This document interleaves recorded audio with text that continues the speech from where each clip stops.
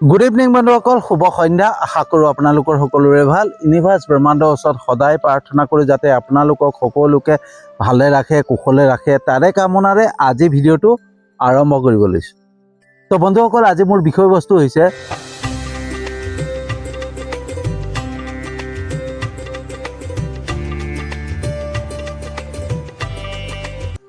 অধিক সততায়ো মানুহক বিপদত পেলায়।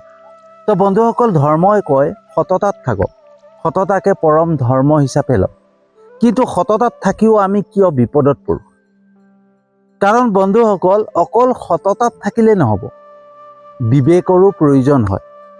ধৰ্মই কৈছে সততাত থাকক বিবেকেৰে, হয়নে? ধৰ্মই কেতিয়াও কোৱা নাই যে অকল সততাত থাকক। সততাত থাকক কিন্তু বিবেকৰো প্ৰয়োজন হয়, বিবেকৰ দ্বাৰা থাকক, হয়নে? কিন্তু আমি বিবেক ব্যৱহাৰ নকৰোঁৱে বন্ধুসকল। আমি যদি সততাত আছোঁ নহয়, আমি সন্মুখৰ জনকো সততাত আছে বুলি ভাবোঁ, আৰু সন্মুখৰ জনক আমি সকলো আমাৰ ৰহস্য উদঙাই দিম, হয়নে? আমাৰ দুৰ্বলতাখিনি সকলো প্ৰকাশ কৰোঁ, আৰু সেই সন্মুখত থকাজনে আমাৰ সেই ৰহস্যখিনি জানি, আমাৰ সেই দুৰ্বলতাখিনি জানি সুযোগ লোৱা আৰম্ভ কৰে, সুবিধা লোৱা আৰম্ভ কৰে। আমাৰ দুৰ্বলতাৰ সুযোগ ল'ব, আমাৰ ৰহস্যখিনি জনাৰ পিছত তেওঁ প্ৰতিটো ক্ষেত্ৰতে সুবিধা ল'বলৈ চেষ্টা কৰে। কিয়? কাৰণ আমি ৰহস্যখিনি সততাৰে তেওঁৰ ওচৰত কৈ দিলোঁ, আমাৰ দুৰ্বলতাখিনি সততাৰে তেওঁৰ ওচৰত প্ৰকাশ কৰি দিলোঁ। কাৰণ আমি সততাত আছোঁ, আৰু সন্মুখৰজনকো ভাবিছোঁ যে সেইজনো সততাত আছে, হয়নে? আৰু তেওঁক ভাল লগাবৰ কাৰণে আমি সকলোখিনি কৈ দিওঁ, বিশ্বাস কৰি লওঁ, সেইজনক বিশ্বাসযোগ্য হিচাপে লৈ সকলো কথা কৈ দিওঁ, হয়নে? কিন্তু সেইজন ব্যক্তিয়ে সেইটো নিবিচাৰে। সেইজন ব্যক্তিয়ে বিচাৰে সুবিধা, হয়নে? কাৰণ বন্ধুসকল, এই সংসাৰখন হৈছে কলিযুগ, হয়নে? আৰু কলিযুগত আমি যদি প্ৰত্যেকটো ক্ষেত্ৰতে সততাত থাকোঁ, বিবেক ব্যৱহাৰ নকৰোঁ, তেতিয়া আমাৰ সন্মুখত থকা ব্যক্তিজনে সদায় আমাক সুবিধা ল'বলৈ চাব। কাৰণ কলিযুগত প্ৰত্যেকজন ব্যক্তি সততাত নাথাকে, হয়নে? বহু সংখ্যক এনেকুৱা লোক আছে যি মানুহৰ সুবিধা ল'ব বিচাৰে, সুযোগ ল'ব বিচাৰে, সদায় নিজৰ স্বাৰ্থক চিনি পায়, নিজৰ স্বাৰ্থত কৰ্ম কৰে। সেইকাৰণে আমি প্ৰত্যেকজন ব্যক্তিক, এই সংসাৰৰ প্ৰত্যেকজন ব্যক্তিক সততাত আছে বুলি কেতিয়াও ভাবি ল'ব নালাগে, কেতিয়াও বিশ্বাস কৰিব নালাগে, হয়নে? তো সেইটো কাৰণে ধৰ্মই কৈছে যে সততাত থাকক কিন্তু বিবেকেৰে, হয়নে? এতিয়া যে মই ধৰ্ম বুলি ক'লোঁ, ধৰ্ম মানে মই সেইটো কোৱা নাই যে মই হিন্দু ধৰ্মৰ কথা কৈছোঁ, ইছলাম ধৰ্মৰ কথা কৈছোঁ, খ্ৰীষ্টিয়ান ধৰ্মৰ কথা কৈছোঁ, সেইটো নহয়, হয়নে? মই ধৰ্ম মানে হৈছে কৰ্তব্য, হয়নে? যোনটো আমাৰ কৰ্তব্য। তো আমাৰ কৰ্তব্যই কি কয় যে আমি সততাত থাকিব লাগে, সততাত কৰ্ম কৰিব লাগে, সততাত মানুহৰ লগত ব্যৱহাৰ কৰিব লাগে, হয়নে? কাকো অন্যায় কৰিব নালাগে। সেইটো কোনে কয়? আমাৰ কৰ্তব্যই কয়, আৰু সেই কৰ্তব্যই হৈছে ধৰ্ম, ঠিক আছে? তো মই সেই ধৰ্মৰ কথা কৈছোঁ যোনটো ধৰ্মই কৰ্তব্য বুজায়, ঠিক আছে? তো আমাৰ ধৰ্মই কি কয়? যে সততাত থাকক, সততাকে পৰম ধৰ্ম হিচাপে লওক, কিন্তু সততাৰ লগত বিবেক থাকিব লাগিব, হয়নে? কাৰণ কলিৰ যুগত যদি বিবেক ব্যৱহাৰ নকৰি পেলাই আমি সততাত থাকিবলৈ চেষ্টা কৰোঁ, তেতিয়াহ'লে আমাক কিছুমানে সুযোগ ল'বৰ কাৰণে, সুবিধা ল'বৰ কাৰণে চিন্তা কৰে, হয়নে? তো আমি সততাত থাকিম, সততাত থাকিও আমি বিবেক ব্যৱহাৰ কৰিব লাগিব। আমাৰ সন্মুখৰজনৰ পৰিচয় জানিব লাগিব, সন্মুখৰজনৰ ব্যৱহাৰ জানিব লাগিব, সন্মুখৰজনৰ আচৰণ কেনেকুৱা সেইটো জানিব লাগিব, হয়নে? আমি সন্মুখৰজনক সহজতে বিশ্বাস কৰি ল'ম, সহজতে সকলো কথা কৈ দিম, সেইটো নহয়। আমি কোনোবা এজন আমাৰ ওচৰত আহিছে, আমাৰ লগত চিনা পৰিচয় হৈছে, বা আমাৰ কোনোবা আত্মীয় হয়, কোনোবা ককাই ভাই হয়, হয়নে? কোনোবা বন্ধুবৰ্গই হওক, যোনেই নহওক, হয়নে?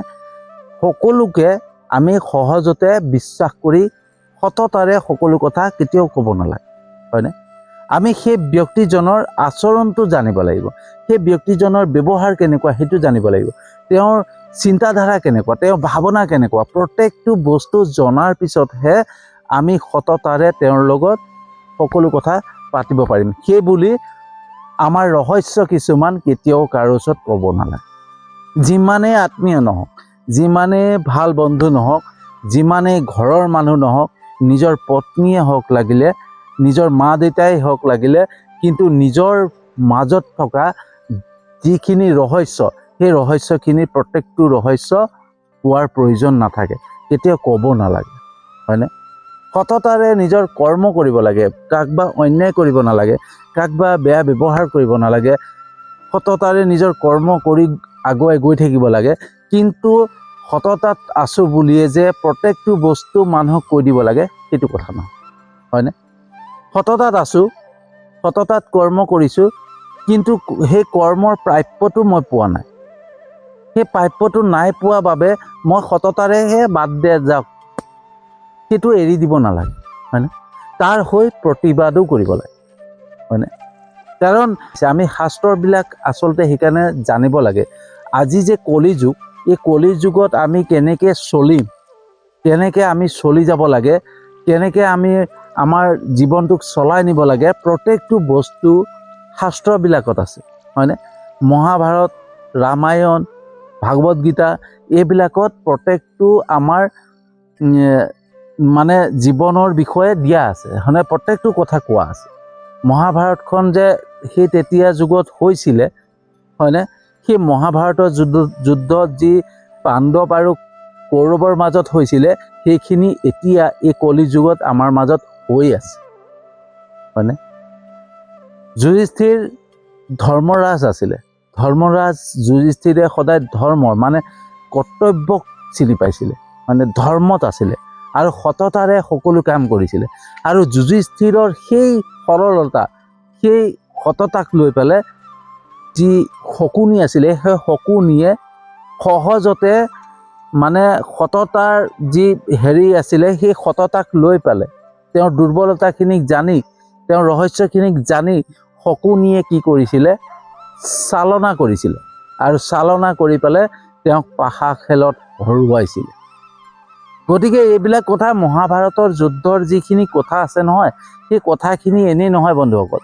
আমাৰ সেই মহাভাৰতৰ যুদ্ধ যিখিনি কথা কৈছিলে, সেইখিনি কলি যুগত প্ৰতিটো ক্ষেত্ৰতে আমাৰ ফলিয়াই গৈ আছে, প্ৰতিটো ক্ষেত্ৰতে দেখা পোৱা যায়, হয়নে?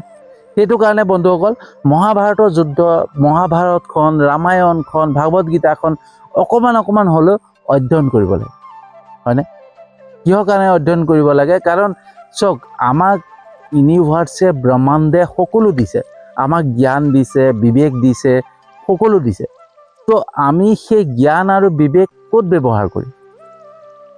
যেতিয়া আমি কোনোবা কৰ্ম কৰিম, কিবা এটা কৰ্ম কৰিম, সেই কৰ্মটো কৰাৰ আগতে আমি নিজৰ বিবেকেৰে, নিজৰ জ্ঞানেৰে সদায় জানিবলৈ চেষ্টা কৰিব লাগিব যে এই কৰ্মটো কৰোঁতে কোনো বিপদ যাতে নহয়। আমি সততাত থাকিম, আমি সততাৰে কৰ্ম কৰিম, কিন্তু সততাৰে থকাৰ লগতে আমি সেই বস্তুটো বিবেকেৰে জানিব লাগিব যে আমি যোনটো কৰ্ম কৰিছোঁ সেইটোত সততা আছেনে? আমি যোনজন মানুহৰ লগত কাম কৰিম, সেই মানুহজন সততাত আছেনে? সেই মানুহজনৰ চিন্তাধাৰা কেনেকুৱা, সেই মানুহজনৰ আচৰণ কেনেকুৱা, হয়নে? তাৰ পিছত যেতিয়া আমি সততাৰে তেওঁৰ লগত কাম কৰিম, তেতিয়া কোনো বিপদত নপৰোঁ। কিন্তু আমি যদি তেওঁৰ বিষয়ে নজনাকৈ, তেওঁৰ বিষয়ে জানিবলৈ চেষ্টা নকৰাকৈ, আমি বিবেক ব্যৱহাৰ নকৰাকৈ তেওঁক বিশ্বাসযোগ্য হিচাপে লৈ লওঁ আৰু তেওঁৰ ওচৰত মই কৰ্ম কৰি যাওঁ, কিন্তু সেই ঠাইত আমি বিপদত পৰাৰ সম্ভাৱনা থাকে, হয়নে? তো বন্ধুসকল, মই এই ভিডিঅ'বিলাক এনেই বনোৱা নাই, মোৰ অভিজ্ঞতাৰে বনাই আছোঁ। ঈশ্বৰৰ আশীৰ্বাদ, ঈশ্বৰে যিখিনি দিছে, যিখিনি জ্ঞান দিছে আৰু যিখিনি মই মোৰ জীৱনত মই পাইছোঁ, সেইখিনিৰ দ্বাৰাহে মই এই ভিডিঅ'বিলাক বনাই আছোঁ। আৰু এই ভিডিঅ'বিলাকত বন্ধুসকল, আপোনালোকে একবাৰ ভালকৈ চিন্তা কৰি চাব, মই যিখিনি কথা কৈছোঁ, কোনোবা ভালকৈ আপোনালোকে কিবা শাস্ত্ৰৰ মাধ্যমেৰে হওক বা কোনোবা ইউটিউবৰ ভিডিঅ'ৰ মাধ্যমেৰে হওক জানিবলৈ চেষ্টা কৰিব, সেইখিনিকে পাব, হয়নে? মোৰ বিশ্বাস সেইখিনিকে পাব। তো মই এটা কাৰণে দিছোঁ, যাতে মই যেনেকৈ বিপদত পৰিছোঁ সেইখিনি যাতে আনৰ নহয়, হয়নে? সেইটো কাৰণে মই এনেকুৱা ধৰণৰ ভিডিঅ' বনোৱা চিন্তা কৰিলোঁ আৰু সেইকাৰণে বনাই গৈ আছোঁ। তো আজি মই যোনটো বিষয়বস্তু লৈছোঁ যে অধিক সততায়ো মানুহক বিপদত পেলায়, হয়নে? তো অধিক সততাত থাকিলে আমি বিপদত 100% পৰিব লাগিব। আমি সততাৰ লগতে বিবেকৰো ব্যৱহাৰ কৰিব লাগিব। আমি বিবেকেৰে প্ৰত্যেকটো চিন্তা কৰিব লাগিব, হয়নে? যে এই কৰ্মটো কৰিছোঁ, এই কৰ্মটো মোৰ বাবে ভাল হ'বনে নাই, হয়নে? তাৰপিছত আমি সততাৰে কৰিব লাগে, হয়নে? তেতিয়া আমি কোনো বিপদত নপৰোঁ। কাৰণ কলি যুগত প্ৰত্যেকটো ক্ষেত্ৰতে মানুহ স্বাৰ্থপৰ হৈ পৰিছে, হয়নে? প্ৰত্যেকটো ক্ষেত্ৰতে মানুহ স্বাৰ্থপৰ হৈ আছে। বহু সংখ্যক লোক পোৱা যায় যি অকল সুবিধা ল'ব বিচাৰে, সুযোগ ল'ব বিচাৰে, মানুহক বিপদত পেলাব বিচাৰে, সেই তেনেকুৱা মানুহ অধিক পোৱা যায়। মানুহৰ মুখখন মিঠা হ'লেই যে মানুহজন সততাত আছে,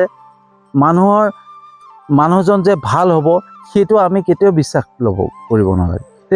তেওঁক মানে আচৰণ, তেওঁৰ ব্যৱহাৰ অলপ দিন জানিবলৈ চেষ্টা কৰিব লাগে। জানিবলৈ চেষ্টা কৰাৰ পিছতহে সেই মানুহজনৰ লগত আমি যেতিয়া কাম কৰিম, তেতিয়া আমি বিপদত নপৰোঁ, হয়নে? তেওঁৰ আচৰণ, তেওঁৰ ব্যৱহাৰ সকলো জনাৰ পিছত। কিন্তু সেই বুলি আমি নিজৰ দুৰ্বলতা, নিজৰ ৰহস্যখিনি কেতিয়াও প্ৰকাশ কৰিব নালাগে, হয়নে? আমি দোকান এখনত গৈছোঁ, দোকানখনত আমি ধুনীয়াকৈ বস্তুবিলাক চাই চিতি ল'ব লাগিব, হয়নে? আমি সততাত আছোঁ বুলি সন্মুখৰ দোকানীজনো সততাত থাকিব সেইটো নহয়, হয়নে? তেওঁক চাই চিতি ল'ব লাগিব। চাই চিতি ল'লেহে আমি কেতিয়াও ঠগ নাখাওঁ, হয়নে? আমি কেতিয়াও ঠগ নাখাওঁ। কিন্তু ভগৱানে এইটো কোৱা নাই ন যে প্ৰত্যেক মানুহকে আপুনি বিশ্বাস কৰক, সততাৰে তেওঁকো চাওক। আমি সততাত থকা মানে কি, আমি কাকো অন্যায় কৰিব নালাগে, কাকো বেয়া ব্যৱহাৰ কৰিব নালাগে, কাৰোবাৰ পৰা ঠগ বাজ কৰি, প্ৰবঞ্চনা কৰি আমি ল'ব নালাগে, হয়নে? আনক অন্যায় কৰিব নাপায়, আমি সততাৰে থাকিব লাগে। কিন্তু সেই বুলি সন্মুখৰ জনকো আমি সততা বুলি ভাবি তেওঁক বিশ্বাসো কৰিব নালাগে, হয়নে? দোকানীজনক আমি বস্তুটো লৈছোঁ, বস্তুটো ভালকৈ চাই চিতি দাম দৰ মাৰি ধুনীয়া দাম দৰ কিমান প্ৰত্যেকটো বস্তু জানি পেলাই যেতিয়া বস্তুটো ল'ম নহয়, তেতিয়া ঠগ নাপাওঁ। কিন্তু দোকানীজন বহুত ভাল, বহুত বিশ্বাসযোগ্য, মোক নঠগে, সেই বুলি ভাবি পেলাই যদি মই সেই দোকানীৰ ওচৰত গৈ পেলাই বস্তুটো লৈ ল'লোঁ, লৈ লোৱাৰ পিছত ঘৰত আহি পেলাই চাইছোঁ যে বস্তুটো বেয়া, তো সেইটো মোৰ বিবেক, মই ব্যৱহাৰেই নকৰিলোঁ, হয়নে? মই অকল সততাক চালোঁ, সততাক চোৱাৰ কাৰণে মই ঠগ খালোঁ, হয়নে? তো মই দোকান এখনত গৈছোঁ, দোকানখনত মই বাকীকৈ মাল খাওঁ, হয়নে? তো সেই দোকানীজনে হয়তো হিচাপ খেলি মেলি কৰি থ'ব পাৰে, তো সেই হিচাপটো চোৱাৰো আমাৰ প্ৰয়োজন আছে, হয়নে?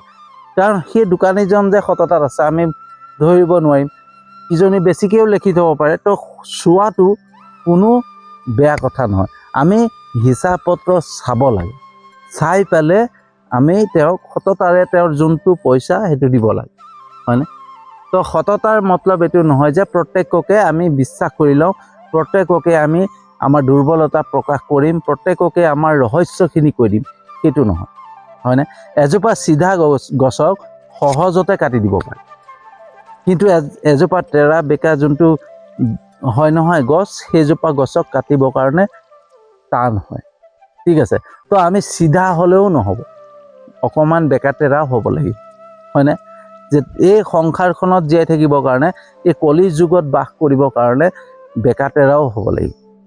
কিন্তু এইটো নহয় যে আমি কাকবা অন্যায় কৰিম, কাকবা প্ৰবঞ্চনা কৰিম, কাকবা আঘাত দিম, কাকবা ঠগিম, সেইটো নহয়। সততাৰ মতলব আমি কাকো অন্যায় নকৰোঁ, কাকো নঠগোঁ, কাৰো পৰা কাঢ়ি নাখাওঁ, হয়নে? নিজৰ কৰ্মৰে যি পাওঁ সেইটোত সততাৰে খাম, সততাৰে জীয়াই থাকিম, কাকো মিছা কথা নকওঁ, সেয়া সততা। সততা মানে এইটো নহয় যে আমি সকলোকে সততা বুলি ভাবিলোঁ, হয়নে? আমাৰ বিবেক ব্যৱহাৰ কৰিবই লাগিব, কাৰণ ভগৱানে ঈশ্বৰে আমাক সেই শক্তিকণ দিছে, আমাৰ বিবেক, আমাৰ জ্ঞান, সেইবিলাক ভগৱানে দিছে, ঈশ্বৰে দিছে, যাতে আমি সেই জ্ঞানৰ ব্যৱহাৰ কৰোঁ, আমি বিবেকৰ ব্যৱহাৰ কৰোঁ, হয়নে? আৰু ব্যৱহাৰ কৰি পেলাই যেতিয়া আমি প্ৰত্যেকটো কামত আগুৱাই যাম সততাৰে, তেতিয়া আমি কেতিয়াও বিপদত নপৰোঁ বিবেকৰ দ্বাৰা, হয়নে? আমি বিবেক ব্যৱহাৰ নকৰাকৈ আমি কোনো কাম কৰিব নালাগে, হয়নে? তো বন্ধুসকল, সংসাৰখনত জীয়াই থকা, এই কলিযুগত জীয়াই থকা বহুত কঠিন, হয়নে? তো কাকো আমি সহজতে কিছুমান বস্তুত বিশ্বাস কৰি লোৱাটো বহুত বেয়া কথা হয়নে আমি কোনোবা ছোৱালীজনীকে ভাল পালোঁ কোনোবা ল'ৰা এটাকে ভাল পালোঁ সম্পূৰ্ণ হিচাপে বিশ্বাস কৰি ল'লোঁ আৰু সকলো কথা কৈ দিলোঁ আৰু সেই ল'ৰাজন বা সেই যুৱতীগৰাকীয়ে আমাক যে নঠকিব তাৰ কোনো মানে নাই হয়নে কাৰণ যেতিয়াই আমাৰ দুৰ্বলতা গম পাব যেতিয়াই আমাৰ প্ৰত্যেকটো ৰহস্য গম পাব তেওঁ আমাক ঠগাৰ 100% চান্স থাকে সেইটো কাৰণে কেতিয়াও কাকো নিজৰ ৰহস্য উদঙাই দিব নালাগে নিজৰ দুৰ্বলতা প্ৰকাশ কৰিব নালাগে নিজৰ দুৰ্বলতা নিজৰ মাজত ৰাখি সদায় সততাৰে ঠিক আছে তেওঁলোক কাম কৰক সততাৰে মানে সেয়াই মানে কৰ্তব্য সেয়াই সেয়াই ধৰ্মই কৈছে হয়নে তো ধৰ্মই কি কৈছে যে সততাত থাকক কিন্তু বিবেকেৰে তো বন্ধুসকল কেনেকুৱা লাগিলে জনাব যদি সঁচাকৈ ভাল লাগিছে যিমান পাৰে শ্বেয়াৰ কৰিব মই জানো আপোনালোকে মোৰ ভিডিঅ' চাই লাইক কমেণ্ট কৰে শ্বেয়াৰ কৰে মোৰ ইউটিউব চেনেলটোতো ছাবস্ক্ৰাইব কৰিছে মোৰ ফেচবুক পেজটোতো ফ'ল' কৰিছে তাৰ বাবে আপোনালোকক আন্তৰিক ধন্যবাদ জনাইছোঁ আৰু যিসকলে নাই কৰা তেওঁলোককো মোৰ ফালৰ পৰা আন্তৰিক ধন্যবাদ কাৰণ মোৰ বিশ্বাস আছে যেনেকৈ ঈশ্বৰৰ ওপৰত বিশ্বাস ভগৱানৰ ওপৰত বিশ্বাস আপোনালোকৰ ওপৰতো বিশ্বাস যে এদিন নহয় এদিন মোৰ ভিডিঅ' চাব ভাল পাব লাইক কমেণ্ট কৰিব শ্বেয়াৰ কৰিব আৰু মোৰ ইউটিউব চেনেলটোতো ছাবস্ক্ৰাইব কৰিব মোৰ ফেচবুক পেজটোতো ফ'ল' কৰিব সেই বিশ্বাসেৰে আজি ভিডিঅ'টো সামৰণি মাৰিছোঁ আৰু এটা নতুন বিষয়বস্তু লৈ আহি আছোঁ